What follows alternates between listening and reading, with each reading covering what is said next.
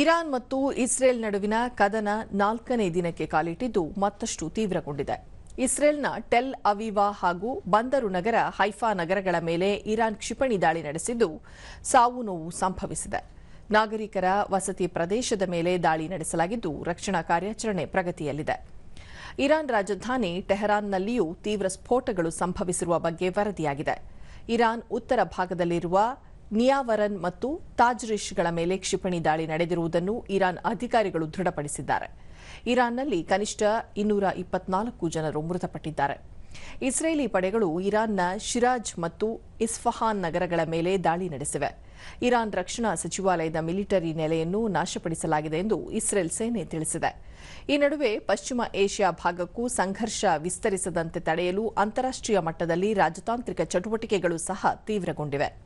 ಈ ಮಧ್ಯೆ ಇರಾನ್ನ ಟೆಹರಾನ್ನಲ್ಲಿರುವ ಭಾರತೀಯ ರಾಯಭಾರ ಕಚೇರಿ ಭಾರತೀಯ ವಿದ್ಯಾರ್ಥಿಗಳ ಸುರಕ್ಷತೆಗೆ ಸಂಬಂಧಿಸಿ ಭದ್ರತಾ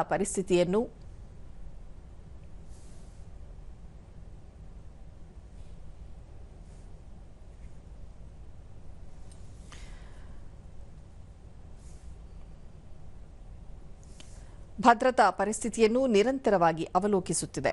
ಭಾರತದ ವಿದೇಶಾಂಗ ವ್ಯವಹಾರಗಳ ಸಚಿವಾಲಯ ಈ ಕುರಿತು ಹೇಳಿಕೆ ಹೊರಡಿಸಿದ್ದು, ರಾಯಭಾರ ಕಚೇರಿಯ ಮೇಲ್ವಿಚಾರಣೆಯಲ್ಲಿ ವಿದ್ಯಾರ್ಥಿಗಳನ್ನು ಸುರಕ್ಷಿತ ಸ್ಥಳಗಳಿಗೆ ಸ್ಥಳಾಂತರಿಸಲಾಗುತ್ತಿದೆ ಎಂದು ತಿಳಿಸಿದೆ.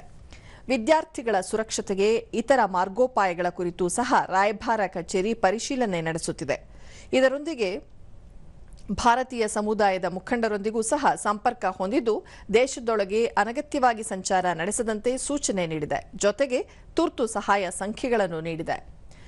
ಇಸ್ರೇಲ್ನಲ್ಲಿರುವ ಭಾರತೀಯ ರಾಯಭಾರ ಕಚೇರಿ ವತಿಯಿಂದಲೂ ಭಾರತೀಯ ಸಮುದಾಯದ ಸದಸ್ಯರಿಗೆ ಸುರಕ್ಷತೆಗೆ ಸಂಬಂಧಿಸಿ ಸಲಹೆ ನೀಡಲಾಗಿದೆ.